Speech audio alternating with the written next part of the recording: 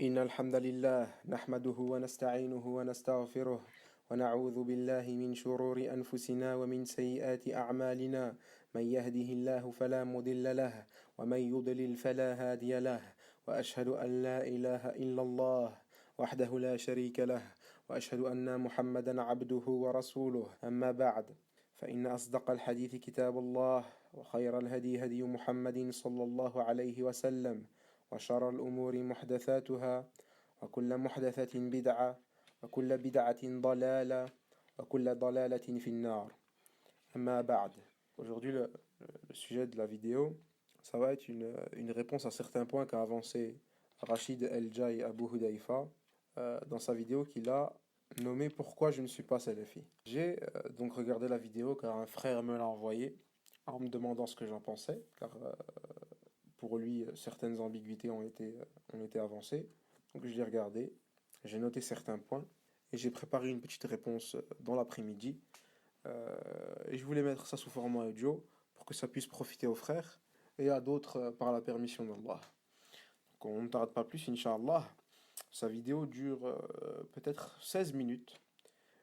La première partie est axée sur le fait qu'il y a toujours eu et qu'il y aura toujours des divergences dans la jurisprudence, chose avec laquelle les salafis sont d'accord. Les salafs divergeaient sur les questions de jurisprudence, c'est un fait réel et indéniable.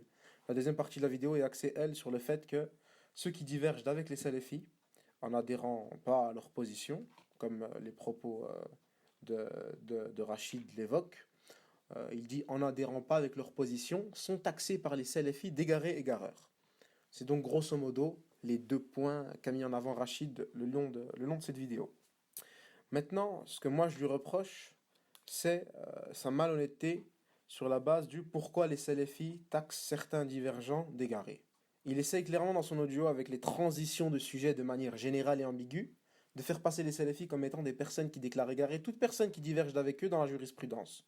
Or cela est totalement faux.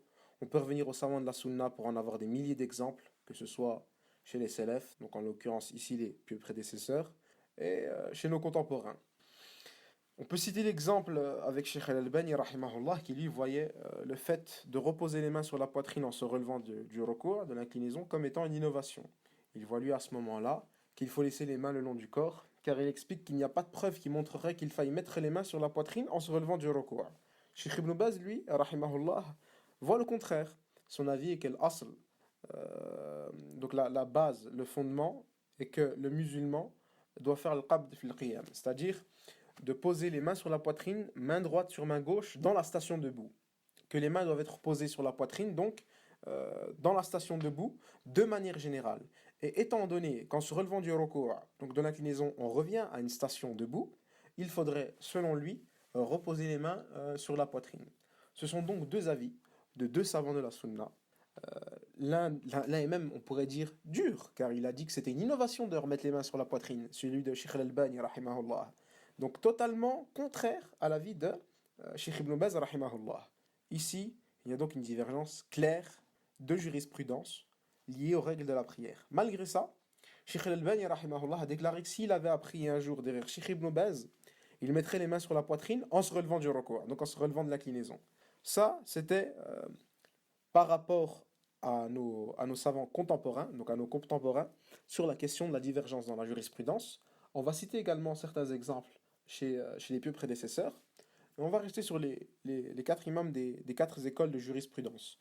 On sait que l'imam Ahmad ibn Hanbal rahimahullah était un des élèves de l'imam Shafi'i et également son professeur dans le hadith.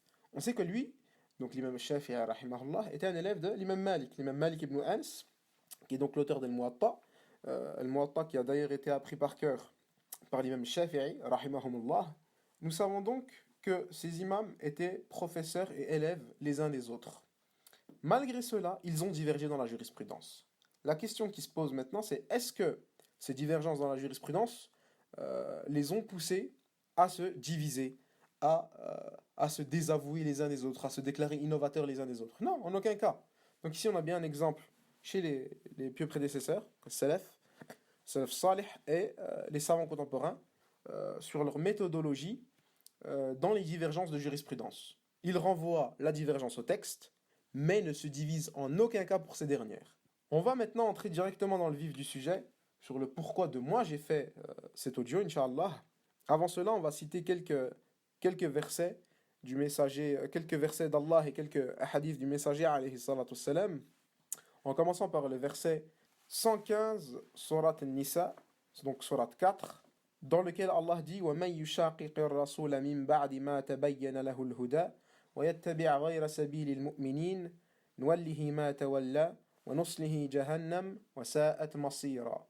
Dans un sens relatif et rapproché, quiconque fait scission avec le messager, après que le droit chemin lui est apparu, et suit un sentier autre que celui des croyants, alors nous le laisserons comme il s'est détourné, et le brûlerons dans l'enfer, et quelle mauvaise destination. Et les savants ont expliqué qu'ici, quand Allah disait Sabil al-Mu'minin, autrement dit dans le sens rapproché, le sentier des croyants, ceux qui sont visés par croyants sont ceux sur qui le verset a donc naturellement été révélé. En l'occurrence, les compagnons du messager alayhi salatu wassalam. On a donc dans ce verset, qu'on le rappelle, est le verset numéro 115 dans Surat An-Nisa, une preuve de l'interdiction de suivre autre que le chemin des compagnons, et à l'inverse, l'obligation de suivre le chemin des compagnons. Il y a derrière cela donc une menace. On peut citer également le verset numéro 100 dans Surat At-Tawbah, donc Surat numéro 9, dans lequel Allah subhanahu wa ta'ala dit, écoutez bien, Inch'Allah, والسابقون الأولون من المهاجرين والأنصار والذين اتبعوهم بإحسان رضي الله عنهم ورضوا عنه وأعد لهم جنات تجري تحتها الأنهار خالدين فيها أبدا ذلك الفوز العظيم. Donc dans un sens relatif et rapproché, les tout premiers croyants parmi les émigrés, les auxiliaires, donc ceux qui ont fait hijra vers Médine, et ceux parmi les Médinois qui ont accueilli les émigrés, donc les tout premiers croyants parmi les émigrés, les auxiliaires et ceux qui les ont suivis dans un beau comportement, Allah les agrée et il l'agrée. Il a préparé pour eux des jardins sous lesquels coulent des ruisseaux et ils y demeureront éternellement. Voilà l'énorme succès. On a donc dans ce verset la preuve que les compagnons du messager alayhi salatu wassalam ont été agréés par Allah. Et que ceux qui suivront les compagnons du messager alayhi salatu wassalam, Allah les agrée également. On continue Inch'Allah en citant un hadith du messager alayhi salatu wassalam, rapporté dans Sahih al-Bukhari au numéro 6695 et Sahih Muslim au numéro 2535, dans lequel le messager alayhi salatu wassalam dit خير الناس قرني ثم الذين يلونهم ثم الذين يلونهم. Autrement dit, les meilleurs des hommes sont ceux de ma génération, puis ceux qui les suivront, puis ceux qui viendront après ces derniers. Nul besoin également de vous citer le hadith sur la communauté qui se divisera en 73 sectes, tout le monde le connaît, que toutes les sectes iront en enfer, sauf une, laquelle, celle qui suit le messager alayhi salatu wassalam et ses compagnons. Ce hadith est connu, walillahi alhamd, donc il n'y a pas besoin de vous le rappeler. Après ces quelques textes, donc ces quelques textes qui ont été cités, on a maintenant une base sur le fait qu'il est obligatoire de suivre les compagnons, et que ceux qui les ont suivis au mieux sont les deux générations qui leur ont succédé. Et évidemment, il y a beaucoup de textes sur la question, mais on va se contenter de ces derniers pour ne pas que l'audio soit trop long. Maintenant, comme je disais, entrons dans le vif du sujet. Pourquoi les compagnons, les 4 imams et tous les imams du Salaf, donc tous les imams des pieux prédécesseurs de manière générale, déclaraient certains individus innovateurs en les boycottant, ne leur passant pas le Selem, ne rendant pas le Selem à ces innovateurs? La réponse, parce qu'ils divergeaient dans les fondements de la croyance islamique. Donc, ils divergeaient dans ce qu'on appelle plus communément la aqida. Et non pas parce qu'ils divergeaient dans la jurisprudence comme a essayé faussement de le faire croire Rachid en parlant de manière générale et ambiguë sans détailler la question dans cette vidéo. C'est beaucoup trop général et beaucoup trop ambigu. Quelqu'un qui écoute la vidéo, il comprend pas. La seule chose qu'il va garder de cette vidéo, c'est les salafis, ils déclarent les gens innovateurs. Donc salafi égale pas bien. Subhanallah. Détail, détail. Tu détailles, les musulmans ils comprennent. Tu ne détailles pas, ils vont rester dans le flou et ils vont avoir des images des salafis, une image des salafis qui est fausse, qui est erronée.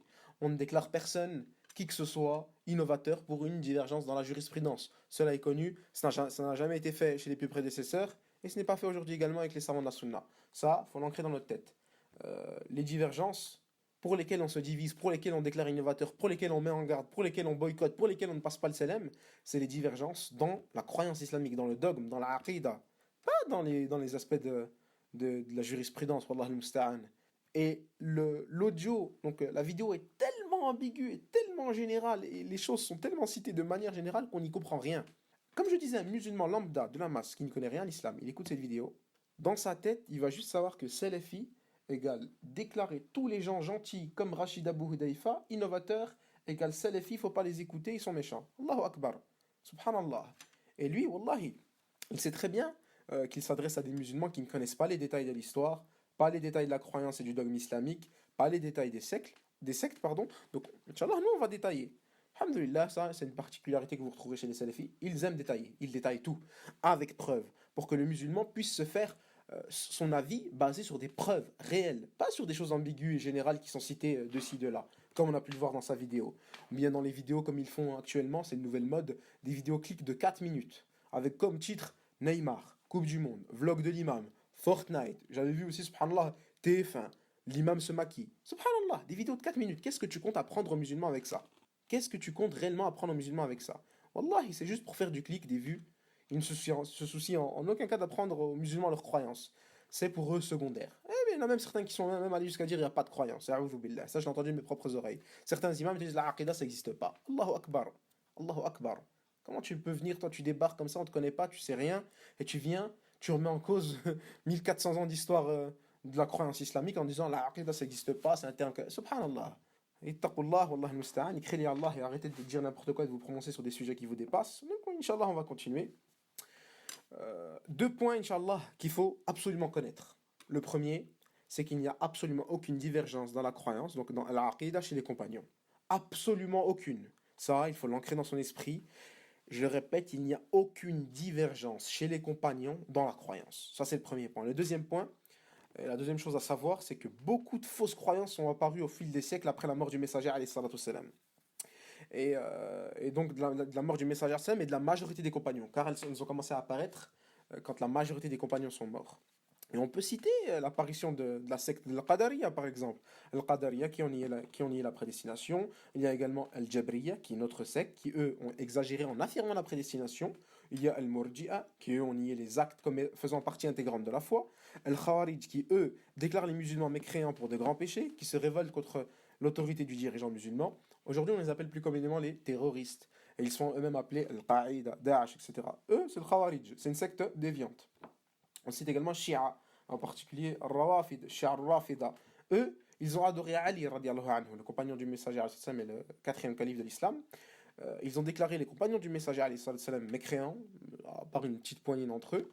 Et on pourrait faire des dizaines et des dizaines de conférences sur leurs égarements. Alhamdulillah, les frères Toulab francophones en ont fait énormément. Donc vous pouvez y revenir si vous voulez vous étudier plus en profondeur la question des chiites, parce qu'ils sont dangereux. Ils ont un principe dans leur croyance qui est taqiyya, on l'appelle l'hypocrisie.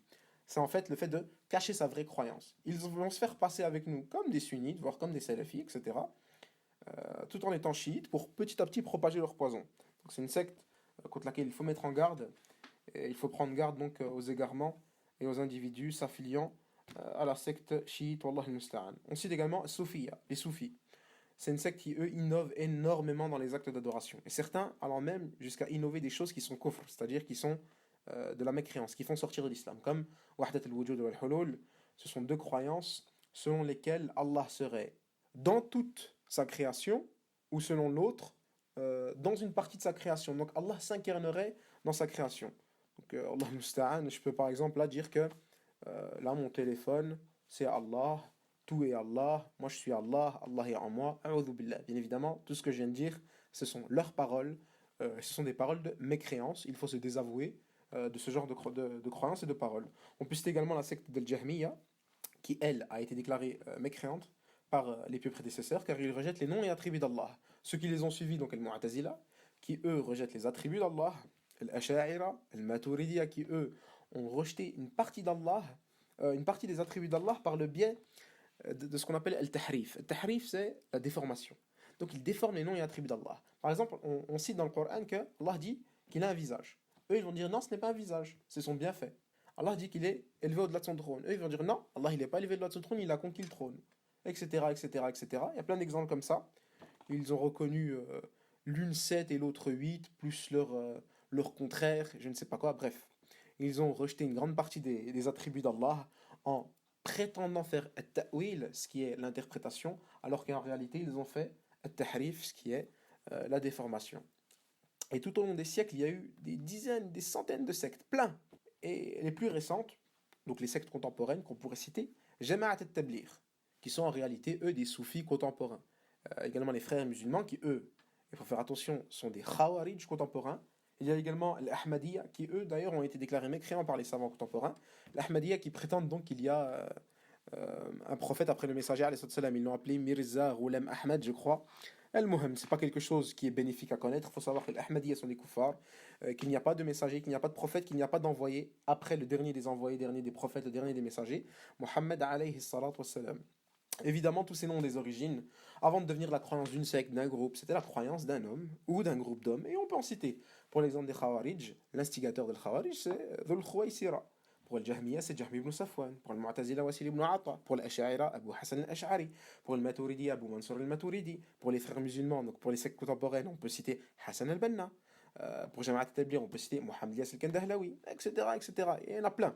Maintenant, on va pousser la réflexion un peu plus loin. Est-ce que ces innovateurs, et certains même apostats, car ils ont été déclarés apostats par les pieux prédécesseurs, disaient-ils La ilaha illallah? Oui. Est-ce qu'ils priaient et jeûnaient? Oui. Est-ce qu'ils suivaient une école de jurisprudence? Et là, la question est importante. Est-ce qu'ils suivaient une école de jurisprudence? Oui. Est-ce qu'ils se disaient sunnites, prétendant suivre la sunna? Oui. Mais malgré cela, les pieux prédécesseurs ont été durs avec eux. Et quand on dit dur, dur dans le sens juste, strict, ferme sur la sunna pour préserver la sunna. Pas dans le sens extrémiste. Hacha, les pieux prédécesseurs n'étaient pas des extrémistes. Et ils les ont donc déclarés innovateurs, ils les ont boycottés, ils ne leur passaient pas et ne leur rendaient pas le salam, ils mettaient en garde contre eux. Subhanallah, là on parle des pieux prédécesseurs. Et aujourd'hui, certains, dont Rachid, voudraient nous faire croire que tout le monde est beau, tout le monde est gentil, hormis bien évidemment les salafis, qu'on doit tous s'allier parce qu'on se dit musulman. Eh bien non, cela est faux. Ça, il faut que ça reste dans vos esprits. Cela est faux. Et ce n'est pas d'ailleurs les salafis qui ont inventé ça. Ça a commencé avec les compagnons. Et on va citer des exemples. Abdullah ibn Umar, radiyallahu anhuma. Qui est-il? Le fils de Umar ibn al-Khattab, le deuxième calife de l'islam. À la fin de sa vie, la secte del Qadariya, donc ceux qui ont nié la prédestination, est apparue. Et certains parmi tabi'in, donc ceux qui ont suivi la génération des compagnons, sont venus le voir. Et ils ont expliqué que certains niaient la prédestination. Comme cela d'ailleurs a été rapporté dans Sahih Muslim. Et Abdullah ibn Umar leur a répondu une chose. Dites-leur que je suis innocent d'eux, que je me désavoue d'eux, et qu'eux sont innocents de moi, que je n'ai rien à voir avec eux, même s'ils donnaient la quantité d'or, l'équivalent de la montagne d'Uhud en sadaqa, donc en aumône, Allah n'acceptera rien d'eux jusqu'à ce qu'ils acceptent la prédestination. Avant de leur citer le hadith de Jibril qui est rapporté par son père Omar ibn al-Khattab, radiallahu anhu, qui mentionne donc les 6 piliers de la foi, dont le 6e qui est la croyance au destin, qu'il soit bon ou mauvais. Pour bien entendu établir la preuve contre eux, la preuve que celui qui ne croit pas au destin n'a pas de foi, il n'est pas croyant. Et ça c'est qui? Abdullah ibn Umar. Est-ce que l'un de vous serait prêt à dire que le fils de Omar ibn al-Khattab, qui est l'un des plus grands savants de cette communauté, était dur, était extrémiste, était rigoriste envers les gens de l'innovation, qu'il avait peut-être exagéré? A'udhu billah. Et on peut continuer. Pareil avec Ali, radiallahu anhu, qui est le 4e calife de l'islam. On connaît sa position concernant le Khawarij, qu'il a d'ailleurs combattu. Ils ont beau montrer la foi, prier beaucoup, lire beaucoup le Coran, faire beaucoup de jeûnes. Le messager, alayhi salatu salam, a dit, donc en parlant aux compagnons, que les compagnons allaient mépriser leur prière à côté des leurs. Donc là, on cite le Khawarij, qui prie plus que qui? Que les compagnons du messager, alayhi salatu salam. Leur jeûne, donc les Khawarij qui jeûnent plus que qui? Les compagnons du messager, alayhi salatu salam. Et ainsi que leur récitation du Coran. Donc les récitations du Coran chez les Khawarij sont plus conséquentes que chez les compagnons du messager, alayhi salatu salam. Et le messager, qu'est-ce qu'il a cité? Ils sortent de la religion comme la flèche sort de sa cible. Et ça, c'est qui parle? Le messager, alayhi salatu salam. Il parle d'une secte et il dit ils sortent de la religion comme la flèche sort de sa cible. C'est dur ça ou ce n'est pas dur? Subhanallah, barakallahu fikum, dites-moi. Est-ce que l'un d'entre vous serait prêt à dire que le messager, alayhi salatu salam, est trop dur envers les innovateurs, je ne sais quoi? A'udhu billahi taqullah, craignez Allah. Arrêtez de suivre des personnes que vous ne connaissez pas juste parce qu'ils font des vidéos sur YouTube ou Facebook ou je ne sais quoi. Revenez aux savants de la sunna et arrêtez de diverger dans tous les sens et écoutez des personnes, subhanallah, qui ne méritent même pas d'être écoutées. Même moi, l'audio, je vous dis, j'avais même pas envie de l'écouter. Ça fait des années que je ne l'ai pas écouté. Je l'ai écouté parce qu'il y a un frère qui était en détresse, il m'a dit, nanana, j'ai des ambiguïtés. Et malheureusement, les étudiants en sciences, ils sont pris, ils donnent des cours, ils étudient. Ils traduisent des livres, ils traduisent des conférences, Ils ont leur famille, ils ont leur vie, certains s'occupent d'emmener les pèlerins à la Mecque, etc. Donc ils n'ont pas le temps, à chaque fois que Rachid Abu Hudayfa va sortir une vidéo, de faire une réfutation d'une heure. Ça prend du temps, je l'ai fait, wallahi, ça prend du temps. Mais c'était par nécessité, j'ai pas le choix. J'ai pas le choix et eux ne peuvent pas. Et j'ai contact avec certains d'entre eux, ils me disent Akhi, on n'a pas de temps libre. Subhanallah. Même des fois, je leur pose des questions simples, juste pour Akhi, on n'a pas de temps libre. Alors repose-moi la question dans quelques jours. Subhanallah. Subhanallah. Donc, Inch'Allah, on continue. Et le messager, alayhi salatu wassalam, après avoir cité qu'il sortait de la religion comme la flèche sort de sa cible, il dit ils récitent le Coran, mais ils ne dépassent pas leur clavicule. Donc Ali radiallahu anhu les a reconnus, il les a combattus. Et avant de les combattre, il leur a envoyé Abdullah ibn Abbas, qui est son cousin, mais qui est également le cousin du messager, alayhi salatu wassalam, radiallahu anhuma, pour aller discuter et argumenter avec eux, pour leur faire comprendre qu'ils étaient dans l'égarement, pour qu'ils puissent revenir. Il est revenu avec 2000 sur les 6000 Khawarij. 4000 sont restés et n'ont pas voulu revenir. Ils ont bien évidemment péri dans le combat, atrocement, contre Ali radiallahu anhu. Walillahi alhamd. Voilà comment était qui Ali avec les innovateurs. Et les compagnons ont donc, de leur vivant, détesté et condamné les innovations qu'ils ont vues naître. Ils étaient contre celles-ci. Et on peut citer également Abu Umama radiallahu anhu, un compagnon du messager alayhi salam. Et on retrouve cela dans Sunan ibn Majah dans le chapitre à propos des Khawarij, qu'ils ont fait crucifier les têtes parmi les Khawarij à l'époque d'Abu Umama. Et ce dernier, qu'est-ce qu'il a dit à leur sujet? Ils sont les chiens de l'enfer et les pires des créatures. Subhanallah. Est-ce que c'est dur? Est-ce que l'un de vous serait prêt à dire oh là là, Abu Umama, il est dur, hein? Ah là là, c'est un extrémiste. A'udhu billah. Craignez Allah, wallah al-musta'an. Et ça, c'est qui? C'est les compagnons du messager, alayhi salam, stricts sur la sunna, stricts sur la défense de la sunna, stricts et durs contre les gens d'innovation, subhanallah. On peut citer également certains parmi les imams du Salaf, comme on dit, donc les imams qui faisaient partie des pieux prédécesseurs, lorsque Sulayman al-Taymi, rahimahullah, qui est mort en l'an 143 de l'Hégire, devint malade, il pleura intensément et on lui demanda « Pourquoi pleures-tu » Est-ce par appréhension de la mort? Il répondit « Non, mais je suis passé devant un Qadari et je lui ai donné le salam et je crains que mon Seigneur ne m'en tienne rigueur. » C'est rapporté par Ibn al-Jawzi dans Talbis Iblis, page 13-14. Subhanallah! Pourquoi il pleure? Parce qu'il a peur de la mort? Non, parce qu'il a passé le salam à un Qadari, donc de la secte del Qadari, à ceux qui rejettent la prédestination, et il a peur qu'Allah lui en tienne rigueur. Subhanallah. On cite, parce que il aime bien citer l'imam Malik, comment il s'appelle, Rachid. On va citer l'imam Malik, rahimahullah, mort en 179 de l'Hégire. Qu'est-ce qu'il nous dit? Quelle mauvaise personne que les gens de l'innovation, nous ne leur donnons pas le salam. Et ça, c'est rapporté par Al-Barawi dans Sharh al-Sunnah, volume 1, page 227. Et là, c'est qui? Subhanallah. Parce que l'imam Malik, on est malikite. Là, c'est qui? C'est l'imam Malik. C'est facile de prendre la jurisprudence de l'imam Malik. Mais en ce qui concerne sa croyance, sa dureté envers les gens d'innovation, plus rien. Et barakallahu fikum. Si c'était juste une question de jurisprudence, l'islam, pourquoi on se désavoue des Khawarij? Wallahi, les Khawarij suivent une école de jurisprudence. Certains parmi Daesh, le Qaïda, ils sont malikites, ils sont hanbalites. Et Wallah al-Azim, ils connaissent le fiqh mieux que vous, la jurisprudence mieux que vous. Donc on va dire quoi? On va dire Daesh main dans la main avec nous parce que lui est de tel ou tel madhab. Subhanallah. Subhanallah. Il dévie clairement dans des points de la croyance, mais selon la méthodologie de Rachid, étant donné qu'ils suivent le même madhab que moi, ils ont la même jurisprudence que moi, ils sont sur le madhab de l'imam Malik, je vais m'allier avec Daesh. Non, on ne s'allie pas. Et on ne se désavoue pas par rapport à la jurisprudence, barakallahu fi, comme on se désavoue, et on s'allie par rapport à la croyance. Et la croyance, on la puise chez qui? Chez les premiers prédécesseurs, chez Salaf.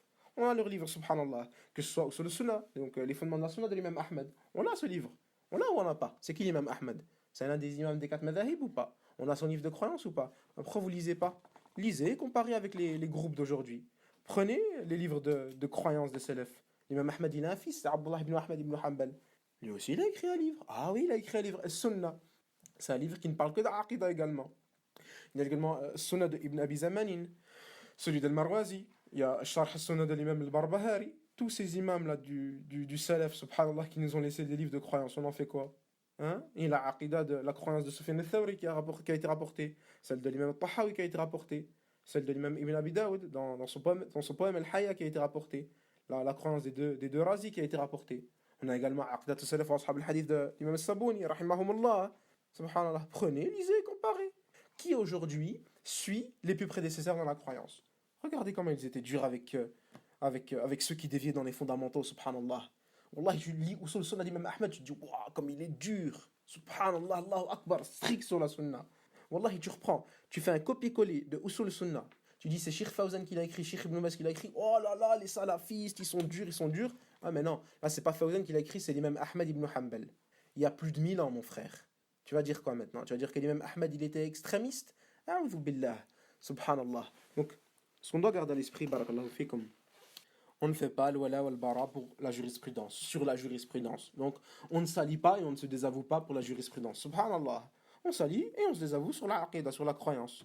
Ce n'est pas parce que quelqu'un suit les pieux prédécesseurs dans la jurisprudence qu'il est également sur la même méthodologie qu'eux. Et ça, subhanallah, et on le voit, et c'est répandu. D'ailleurs, comme tenterait de le faire croire Rachid en parlant encore une fois de manière générale et ambiguë. Sinon, je le répète, pourquoi je ne m'allie pas avec Daesh? Pourtant, ils disent la ilaha illallah ou pas? Oui. Ils jeûnent et ils prient ou pas? Oui. Ils sont malikites ou hanbali ou pas? Oui. Ils suivent on est d'accord, ils suivent la jurisprudence de l'imam Ahmed, de l'imam Malik. Donc c'est bon, ça y est, on va s'allier avec Daesh? Non. Pourquoi? Vas-y, expliquez-moi pourquoi. Parce qu'ils ont dévié dans des aspects de la croyance des pieux prédécesseurs. Moi, qu'est-ce que je fais? J'ouvre sous le sunnah de l'imam Ahmed, je lis, point 13, l'écoute et l'obéissance aux imams et aux dirigeants des musulmans. Et il détaille qu'il est obligatoire de leur obéir.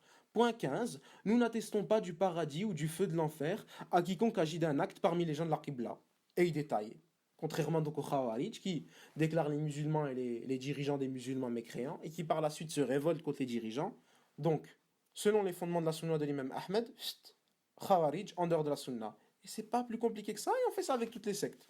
Et on peut continuer, on cite l'imam al-Barawi sur les innovateurs, rahimahullah, mort en 535 de l'Hégire. Et le prophète alayhi salatu wassalam, nous a informé à propos de la division de la communauté et de l'apparition des passions et des innovations dans celle-ci. Il a annoncé que la délivrance sera pour celui qui suit sa sunna et la sunna de ses compagnons. C'est pourquoi il est nécessaire pour tout musulman, quand il voit un homme engagé dans les passions et l'innovation, qui y croit et qui diminue la moindre chose de la sunna, il est nécessaire pour lui de faire fuir cette personne. Subhanallah. Il est nécessaire, pour lui de fuir cette personne, de se désolidariser d'elle et de la délaisser, morte ou vivante. Il ne doit pas lui donner le salam quand il la rencontre, il ne répond pas si elle le salue en premier, jusqu'à ce que la personne abandonne les innovations et retourne à la vérité. Sharh Sunnah de l'imam al-Barawi. On va dire quoi? Al-Barawi, c'est un extrémiste, a'udhu billah. Subhanallah. Vous voulez les salafs, les pieux prédécesseurs? On revient. Parce que c'est facile de prendre la jurisprudence des pieux prédécesseurs, mais qui a leur croyance maintenant? On continue. Ibn Hadi al-Naysaburi, rahimahullah, a dit, j'ai vu Abu Abdillah, signifiant donc l'imam Ahmad ibn Hanbal. Donc, imam un des imams des 4 écoles de jurisprudence. L'imam Ahmad ibn Hanbal, rahimahullah, allait à la mosquée et un homme des sceptiques, donc des gens de l'innovation, lui donna le salam. Il ne lui rendit pas son salam. Alors l'homme réitéra son salam. L'imam Ahmad, rahimahullah, le repoussa. Donc il le repoussa et ne lui rendit pas le salam. Subhanallah. Masail Imam Ahmad de Ibn Hani al-Naysaburi, volume 2, page 153. Subhanallah. Wallahi, tout est clair. Mais les gens, malheureusement, ils n'étudient pas leurs croyances. Ils veulent des vidéos sur l'islam de 6 minutes. Subhanallah. Tu veux faire quoi avec 6 minutes, akhi? Subhanallah, 6 minutes maximum, sinon on ne prend pas. C'est pas possible. Comment tu vas prendre ta religion en 6 minutes? Subhanallah. Et sans les étudier, le premier, Wallah, il ne s'étudie pas. Le premier venu qui va faire une vidéo pour dire moi je suis pas salafi, parce que les salafis déclarent tout le monde innovateur, parce qu'ils ne suivent pas les écoles de jurisprudence, Wallahi, une ambiguïté aussi faible, Wallahi, vous tombez dedans directement. Alors qu'un salafi lambda, qui a étudié un minimum sa croyance, Wallahi, en voyant cette vidéo, il la regarde, il distingue l'ambiguïté en quelques minutes, et Wallahi, avant même qu'il l'ait cité explicitement, parce qu'il a vu qu'il allait commencer à parler de madhahib.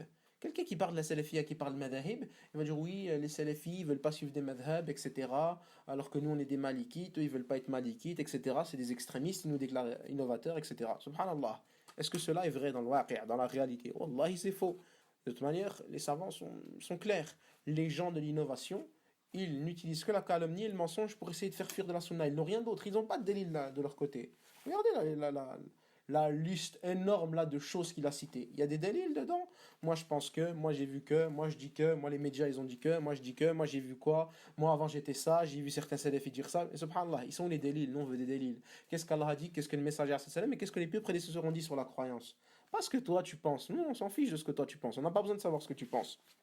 On peut également citer sur le fait qu'il dit qu'il faut respecter les autres convictions religieuses. Ah, celui-là, je l'ai bien aimé, Allah al-Musta'an. Donc pour lui, les salafis ne respectent pas les autres convictions religieuses. Moi, j'ai une chose à lui répondre. Il faut savoir qu'il n'y a pas d'amour sans haine. Si quelqu'un me dit que les compagnons sont des mécréants, qu'Allah n'est pas élevé au-delà de son trône, mais qu'il est un peu partout, bien qu'il a conquis le trône et qu'on sait pas où il est. Où est Allah, on ne sait pas. Il est dans les jardins, il est dans les rues à côté de nous. Il y a quelqu'un qui vient et qui me dit le Coran il est manquant, ou encore que le Coran n'est pas la parole d'Allah incréée. Quelqu'un qui vient vers moi et qui me dit les délices et les châtiments de la tombe, ça n'existe pas. Encore une personne qui vient et me dit Isa il va pas descendre car Isa il est mort. Le Messie ad-Dajjal il n'existe pas, il va jamais venir. Il y a encore qu'il faut invoquer des morts car ils sont, on va dire, plus pieux que nous. Et donc on n'a pas nous à invoquer Allah parce qu'il faut invoquer un... Mais subhanallah, si quelqu'un il vient et me dit tous les koufars ils vont aller au paradis, ou même les koufars ils peuvent aller au paradis, ou que l'enfer n'est pas un éternel, ou qu'on ne verra pas Allah le jour de la résurrection. Wallahi, ben, ma conviction religieuse à moi, par rapport à quelqu'un qui me cite une de ces paroles que j'ai dites, et la conviction donc que j'ai reprise du messager alayhi salatu wassalam et des compagnons, c'est qu'il m'est interdit de respecter ces fausses croyances. N'en déplaise à Rachid et aux gens de l'innovation de manière générale qui veulent s'allier sur le faux alors que l'islam est venu pour allier les musulmans sur le haqq, sur la vérité et sur rien d'autre. T'as la même croyance que les compagnons, je m'allie avec toi, bismillah. Même si tu diverges dans la jurisprudence. Par contre, wallahi, on a la même jurisprudence de A à Z, mais tu diverges dans un point de croyance. Tu me dis qu'on va pas voir Allah le jour de la résurrection. Tu me dis qu'Allah il n'est pas élevé au-delà du trône. Tu me dis que le Coran il est créé. Subhanallah. Tu me dis que les compagnons c'est des kuffars. Tu me dis qu'il manque une partie du Coran. Subhanallah. Tu me dis que les kuffars ils vont aller au paradis. Comment tu veux que je m'allie avec toi? Franchement, quelqu'un qui a une bonne croyance, comment voulez-vous qu'il s'allie avec quelqu'un qui diverge avec lui dans la croyance?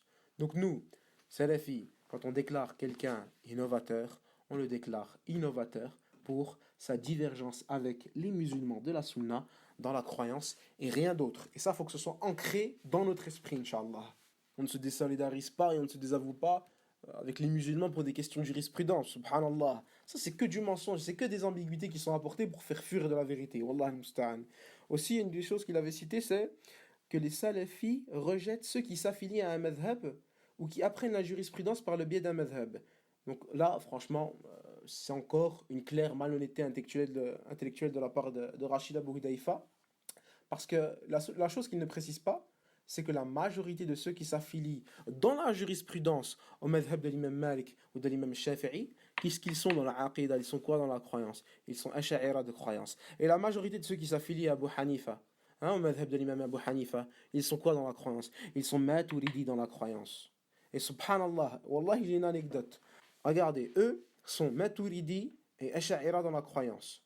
Tous deux, donc respectivement, donc Abu Mansour al-Maturidi et Abu Hassan al-Ash'ari, ceux qui ont initié ces deux sectes-là, ils sont nés 100 ans après la mort des imams des madhahib que j'ai cités auparavant. Donc quelqu'un qui va suivre le madhab de l'imam Malik dans la jurisprudence, il va suivre le madhab de Abu Hassan al-Ash'ari dans la croyance, dans l'aqidah, alors qu'il est né 100 ans après la mort de son imam, l'imam Malik, subhanallah.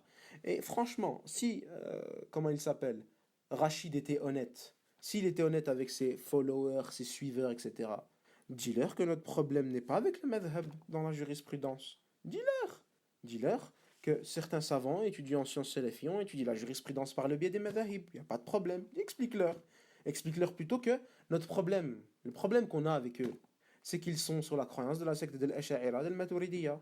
Secte qui ont été réfutées par les savants. Walillahi alhamd. Qui a d'ailleurs été réfuté également par Rachid lui-même. Il y a quelques années, il a fait l'explication du livre Al-Aqid al-Wasitiyya de Cheikh al-Islam Ibn Taymiyyah rahimahullah. C'est un livre, il traite que de ça. À 80% que des noms et attributs d'Allah. En expliquant que l'Asha'ira, al-Maturidiyya, al-Mu'tazila, al-Jahmiyya, ce sont des égarés, des innovateurs. Et pour le Jahmiyya, des kuffars. Il l'a fait le sharh. Et vous l'avez bien entendu. Avant, bien sûr, qu'il fasse un hula hoop là ou un revers à 180 degrés pour s'en aller avec les gens d'innovation. Wallah, il l'avait cité. Donc il ne faut pas se faire leurrer par de belles paroles, de belles vidéos, etc. Non, nous on veut l'adilla, les preuves. Pour résumer, il est obligatoire de suivre le Coran. Et là, tout le monde est d'accord avec ça. Alhamdulillah. Il est obligatoire de suivre la sunna, et là tout le monde est obligatoire avec ça. Dans cette vidéo, j'ai exposé également le fait qu'il était obligatoire de suivre les compagnons dans leur compréhension de l'islam, parce qu'Allah les a agréés du haut de son trône, et tout le monde, alhamdulillah, maintenant, est d'accord avec ça. J'ai exposé également qu'il était obligatoire de suivre leurs croyances, comme l'avaient suivi les pieux prédécesseurs, et tout le monde est d'accord sur cela. Eh bien maintenant, au lieu de dire, moi je suis le Coran et la Sunna, selon la compréhension des pieux prédécesseurs, et je me désavoue de toute croyance qui est déviante de la leur, bien, tout simplement, tu dis je suis salafi. C'est exactement la même chose, c'est pas plus compliqué que ça. Donc, barakallahu fikum. Étudiez votre croyance. Je vais mettre des livres gratuits qui traitent de la croyance en PDF dans la description de cette vidéo. Lisez-les, Inch'Allah. Arrêtez de tomber dans des ambiguïtés, dans les ambiguïtés des gens d'innovation. Et vous ne pourrez arrêter de tomber dans leurs ambiguïtés que quand vous aurez étudié. Wallahi, tant que vous n'étudiez pas, vous serez toujours accroché aux étudiants en sciences. J'ai contact avec certains d'entre eux et comme je disais, ils n'ont pas le temps. Si eux n'ont pas le temps, et que moi je m'avance pas pour faire ça, parce que j'ai un peu compris l'ambiguïté, qu'est-ce que vous faites? Comment vous faites? Expliquez-moi. Moi j'ai envie que vous m'expliquiez comment vous allez faire. Et moi je vous le dis, moi je ne suis pas un étudiant en sciences. Et wallahi, ce que je sais, et ce que j'ai cité dans cet audio, c'est accessible à chacun d'entre vous. Et si j'ai pu le faire, vous pouvez le faire. Ne restez pas accrochés. Donc, Assim Mehdi Abou Abdelrahman, Abdelmalek Abou Adam, Suleyman Al-Hayiti, Mohamed Ouara, ils n'ont pas fait une réfutation. On fait comment? Bah, on va suivre l'égarement, subhanallah. Non, faut pas rester dans cette situation que vous vivez là. Être tout le temps accroché à ah, il a dit quelque chose, je comprends pas, bon, faut qu'il fasse une vidéo. Faut que tu puisses le distinguer toi-même et que tu prennes par la suite conscience que tu dois plus les écouter. Subhanallah. Et eux, malheureusement, vous n'allez rien apprendre de votre croyance avec eux. Ils vont parler du bon comportement, du voisinage, du mariage, des parents. Subhanallah. C'est pas avec des vidéos comme ça que vous allez pouvoir distinguer entre le haq et le batil, le batil, le vrai et le faux. Tous ces points, c'est des choses universelles qu'ils avancent. Tout le monde reconnaît universellement le bon comportement. Il y a qui dit qu'il ne faut pas avoir un bon comportement, mais qu'il ne faut pas être gentil avec les voisins, qu'il faut taper ses parents, qu'il faut cracher sur les voisins, les insulter. Ça n'existe pas, ça. Toutes les religions appellent à ça. Nous, si on est musulman, c'est pourquoi? C'est pour appeler à la croyance, c'est pour appeler au tawhid. Donc étudiez le tawhid, étudiez votre croyance, étudiez le monothéisme. Subhanallah, il y a des livres, c'est des fondements dans la croyance, ils sont accessibles. Wallah, ils ne sont pas très longs. Il n'y a pas mille solutions. Si tu veux te préserver de l'égarement, il faut que tu étudies. En tout cas, Wallah al-Musta'an, qu'Allah nous réforme et nous guide sur le Coran et la Sunna selon la compréhension des pieux prédécesseurs. Autrement dit, as-salafiyya, n'en déplaise aux gens de l'innovation. On va s'arrêter là, Inch'Allah, parce que je suis un peu fatigué. Et vous l'avez sans doute remarqué à ma voix. Inch'Allah, j'aurais pu continuer. Il y avait d'autres égarements, d'autres ambiguïtés dans la vidéo. J'ai cité les plus importantes, les plus marquantes. Inch'Allah, c'est pas plus compliqué. Étudiez votre croyance. Arrêtez d'écouter des gens qui ne vous en parlent pas, qui sont tout le temps dans des choses floues et ambiguës. Si vous voulez vous préserver de l'égarement et faire partie du groupe sauvé, n'en déplaise aux gens de l'innovation. Les compagnons de leur vivant, ils savaient qu'ils étaient le groupe sauvé ou pas? Oui. Les premières générations. Tabi'in, ils le savaient? Oui. Tabi'in, ils le savaient? Oui. L'imam Malik, Shafi'i, Abu Hanifa, Ahmed, ils le savaient? Oui. Subhanallah. Pourquoi nous on ne saurait pas? On a les livres de croyance, on compare, on regarde. Tu étudies les livres de croyance, tu gardes cette croyance, et tous ceux qui dévient de cette croyance, tu te désavoues d'eux. S'il y a des divergences dans la jurisprudence, c'est pas grave, c'est pas un souci. Mais là, la malhonnêteté de cet homme-là, Rachid El-Jai, qui est de faire passer la divergence de jurisprudence comme étant la cause par laquelle les salafis déclarent telle personne innovatrice, wallahi, c'est un mensonge. Un mensonge qu'il a forgé. Et Allahu A'lam, j'espère vraiment pour lui qu'il ne sait pas, même si j'ai un doute là-dessus, car je sais qu'il a fait l'explication de certains livres de croyance auparavant. En tout cas, qu'Allah le guide, lui, nous, ainsi que vous. En tout cas, subhanakallahumma wa bihamdika ashhadu an la ilaha illa anta astaghfiruka wa atubu ilaik. Assalamu alaikum wa rahmatullah.